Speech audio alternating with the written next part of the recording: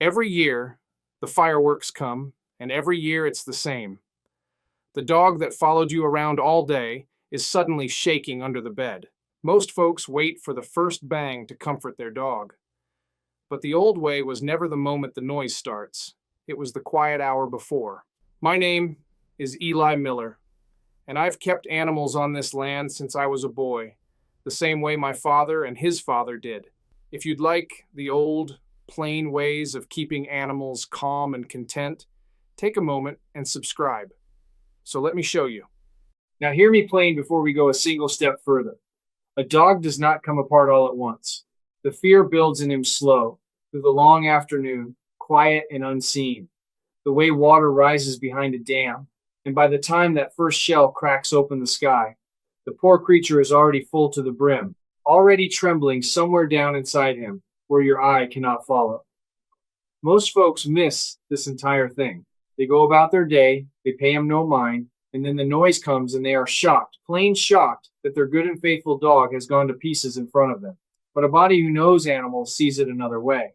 The work is never done in the loud hour. The work is done in the quiet one that comes before it. That is the whole of the secret, and it is old as the hills. And mind me on the timing of it, for that matters too. When I say the hour before, I do not mean you go running to him 5 minutes ahead of the noise with your arms full of tricks. I mean, you start a good long while before an hour and a half, while the light is still up and the world is still ordinary and the dog is still altogether himself. You cannot pour calm into a creature that is already shaking. You build it into him ahead of time, layer on quiet layer, so that when the sky finally goes to war, he is already deep in a settled place and the noise has a long way to reach him. Early is the whole of it. Early and slow and sure. My grandmother had a saying, and there was never a truer word spoken in that kitchen: a tired dog is a calm dog. So, the first thing, and I mean the very first thing you do in that hour before, is you take him out and you work him. Not a little turn to the end of the lane and back. A real walk, a long one, the kind that empties a creature clear out. You let him climb, you let him nose every fence post and every hollow, you let him trot until his tongue hangs long and his legs go loose and easy beneath him. A dog carries his worry in his body, same as a man does, and there is no better way to pour it out of him than good, honest work through the legs. Walk him till he is spent. Walk him till the fret has gone clean out of his eyes, and all he wants in this world is to lie down in a cool place and breathe slow.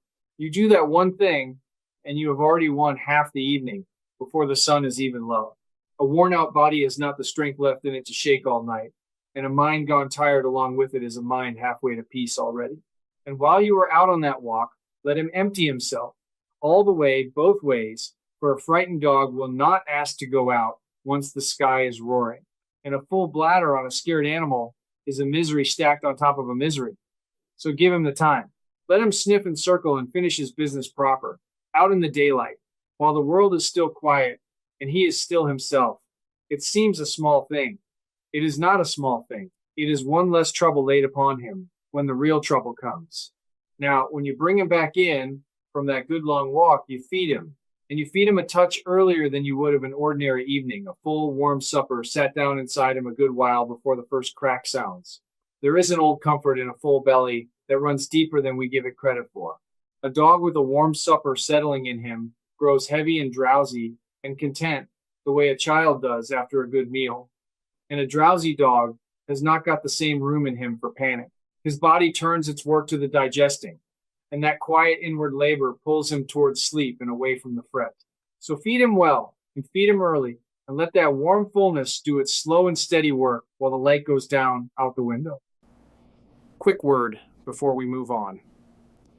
A lifetime around animals teaches you more than fits in any one video.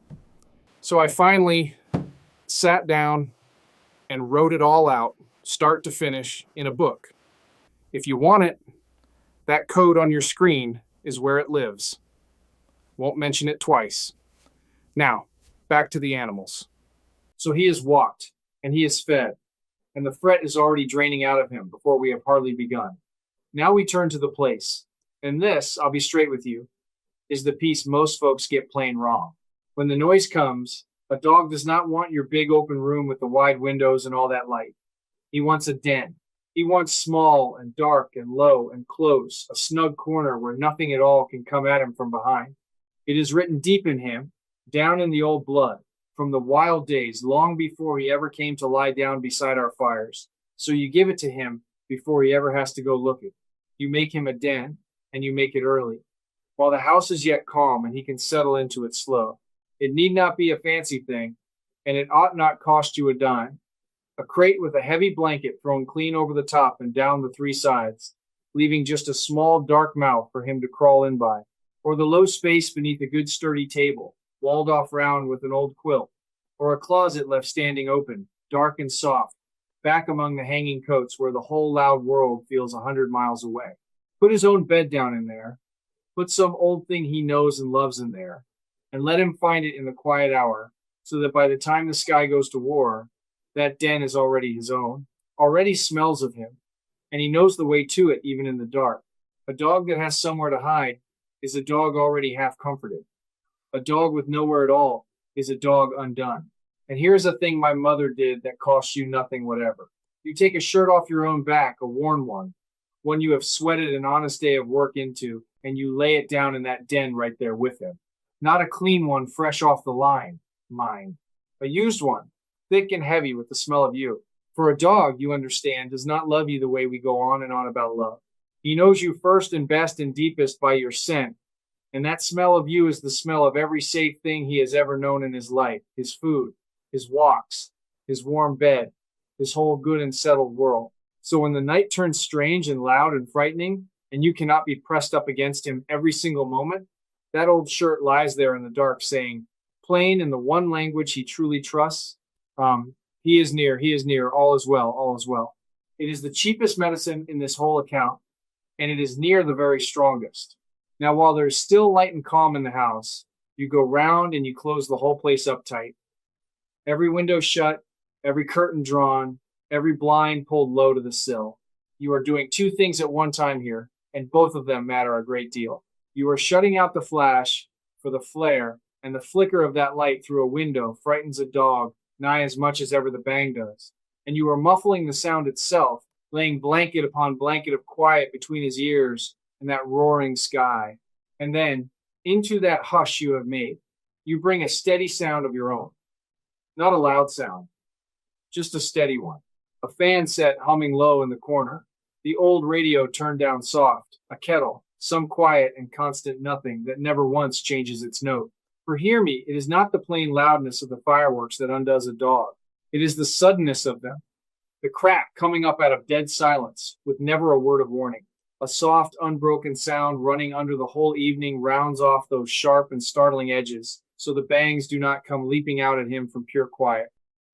You are building him a wall of soft, ordinary sound. Down behind that wall he can lie and rest. And I'll tell you a thing here that no book and no store can ever tell you, for only you know it. You know your own dog. You have watched him his whole life long. You know the little tells of him before he is even rightly frightened. The pacing, the panting, the way his ears go back and flat, the way he comes and leans the whole weight of himself against your leg. So you watch for those first small signs in that quiet hour, and you meet them early, before the fear has got its full grip on him. One dog wants to be down in his dark den, left be and let alone.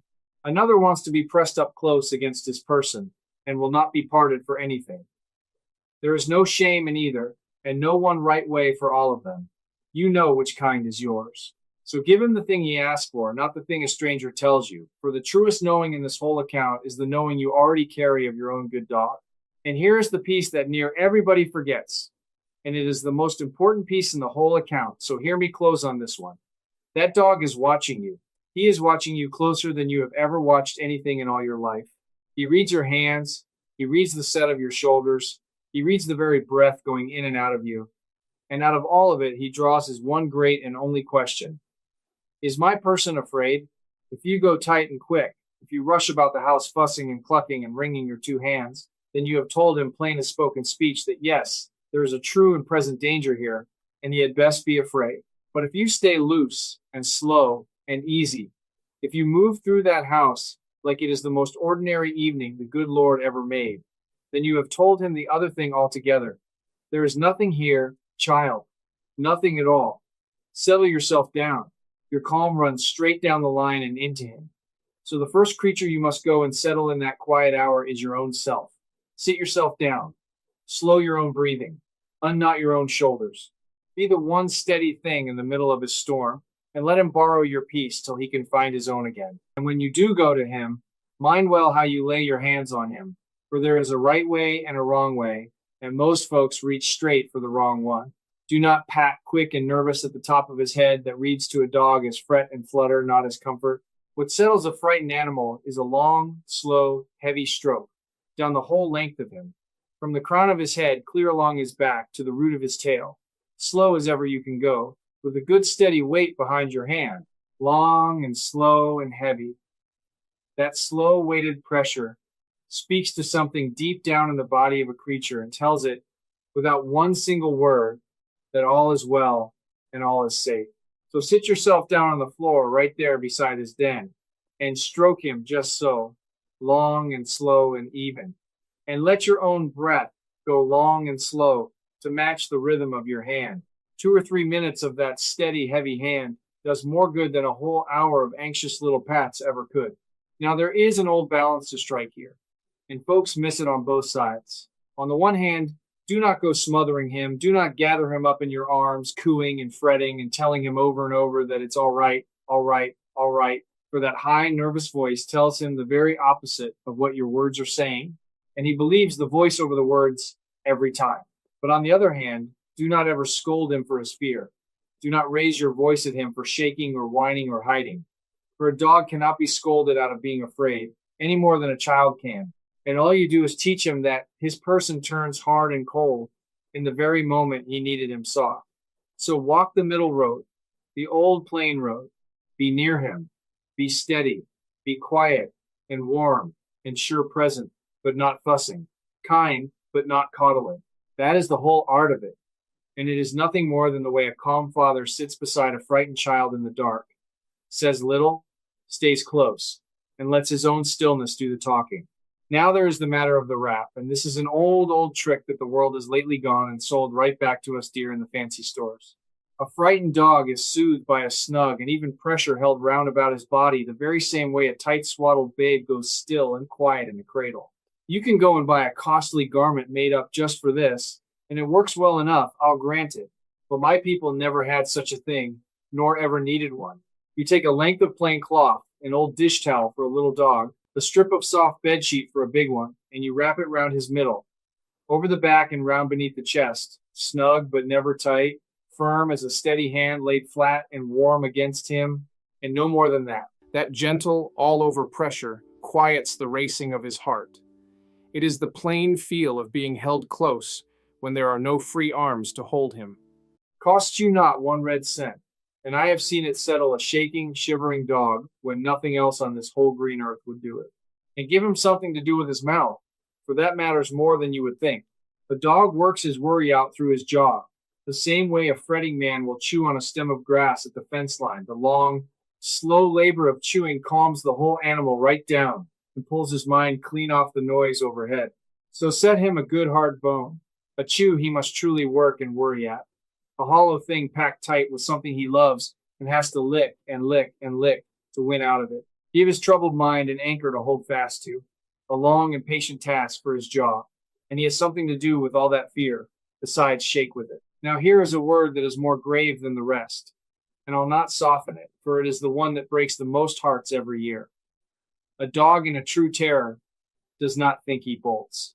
He runs blind, he runs through screen doors and over fences, and clean out into the dark, and more dogs are lost and run off on the night of the fireworks than on any other night of the whole long year. So before ever the first shell goes up, you make certain sure he cannot get out. Every door latched, every gate checked, every gap seen to. If he is in his crate, see it is sound. If he is loose in the house, see the house is shut fast against him bolting. And let him wear his collar with his name and your number plain upon it, just in case the worst should come. This one is not about his comfort. This one is about getting your good dog back alive when it is over. See to it first, and do not forget the plain warmth of him, for a warm body settles easier than a cold one. If the evening comes on cool, lay a blanket down warm in his den, warmed by the stove or the dryer if you have got one, and he will burrow down into it and go heavy and content. Warmth and a full belly and a tired body all pull the same direction down towards sleep and away from fear. That is the whole aim of this hour, to send every part of him drifting toward rest before ever the trouble starts. Now, some folks will ask me about the old calming brews, and I will speak to it plain and honest with you. There is a mild tea my grandmother would, steep chamomile, cooled clear down, just a small splash of it stirred into his water or poured over his supper. And there is warmth, a little warmed milk, that same drowsy old comfort we have spoken of. These are gentle old helps, and gentle is the very word for them. But hear now my one honest caveat, for I am no doctor, and I will not play at being one these soothe a mild case. They do not cure a true and raging terror. If your dog comes so undone that he does himself a harm, that he claws and bloodies himself trying to flee the house, then that is far past the reach of any tea in my whole cupboard, and you take him to the animal doctor, and you let that trained and knowing hand help him. The old plain ways are for the common trouble. A grave trouble wants a professional, and there is no shame whatever in going to one. Wisdom knows the reach of its own arm. There is one last thing, and it may be the plainest of them all you keep the whole evening ordinary. Do not let the house turn strange and tense and watchful on his account, everyone hovering and staring and holding their breath and waiting on the poor creature to break. A dog reads that gathering dread in a room like a farmer reads a coming storm off the western sky. So sit yourselves down to your own supper. Talk low and easy amongst one another. Let the evening go right on being an ordinary evening. The more ordinary you keep that house, the more the dog comes to believe the plain good lie you are telling him, with every calm and unhurried motion of your body, that this night is nothing to fear, nothing at all. Just another quiet evening on the old home place. And I'll say one more honest word before I gather it all up. There was a time, not so very long ago, when not a soul would have thought this hour worth a video at all, for every farm wife and every old hand knew it in their bones and did it without a second thought. It was not a secret then. It was just the way you kept an animal. But the world got faster and louder and fuller of things to buy, and a bottle showed up on the shelf with a promise on the label, and folks slowly quit doing the plain thing with their own two hands and started reaching for the costly thing instead. And a little at a time, the old knowing slipped out of the kitchens and was forgot. No one stole it. No one meant any harm by it. It was just the drift of the years, the way a footpath grows over when folks quit walking it.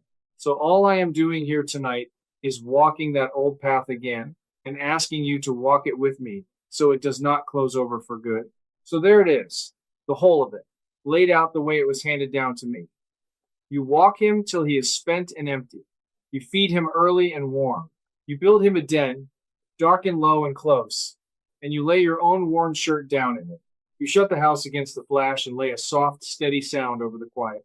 You mind your own breath and keep your own self calm, for he is reading you every moment. You stroke him long and slow and heavy. You wrap him snug in a length of plain cloth. You give his jaw a long task to work. You see the doors are shut so he cannot bolt.